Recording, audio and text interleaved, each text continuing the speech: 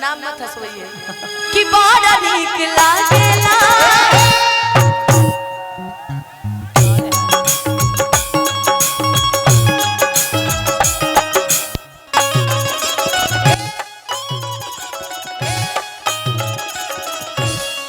हम तो करी मच्छरदनिया गइल तारा लगे आओ प्रीति देखन में छोटन लगे गाँव करे ज्यादा होने से आओ तनी मनी अगर है नहीं बल तो होने खींच लिया लोग ठीक बा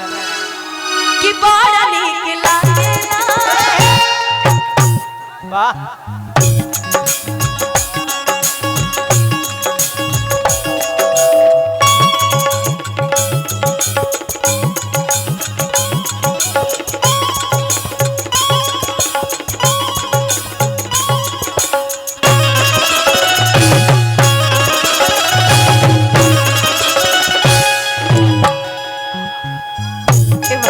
लेकिन राजन भैया छेदी बहुत कमाल कर दिले बड़ी बेरा ठीक तो बा अब चारों जनिया कि बड़ा नीक लागेला बलम जी के बोलिया कि जब से ले आइल बाटे आपन भले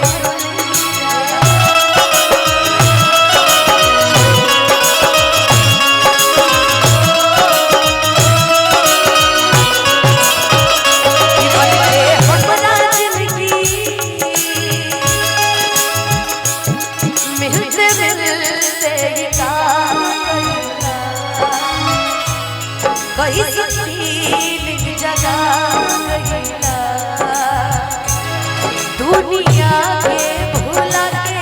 हम तारे में हो गईली जो मेरी रूह को चैन दे प्यार दे वो खुशी बन गए हो राजन भैया हम कब जिंदगी आपको गाना है बन गए हो ठीक कि जिंदगी आधा लुलिया का मांगे लगा उतना सा एक बार गा दी कि जिंदगी बाबा का कहे दबाव उतारा छोड़ छोड़ छोड़ एक बार रहुआ सब कि जिंदगी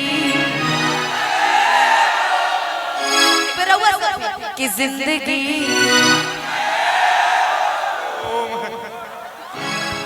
कौन आवाज है आई मिल के गाए कि जिंदगी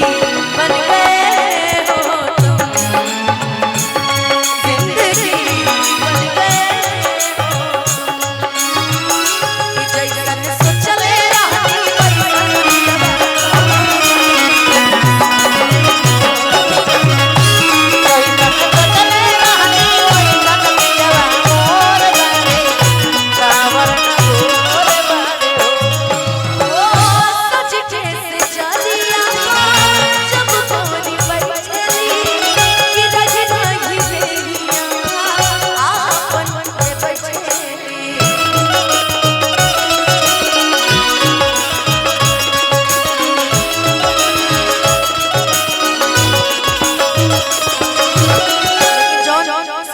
चलत राजा भैया लइका सब के ढेर दिल टूटल बे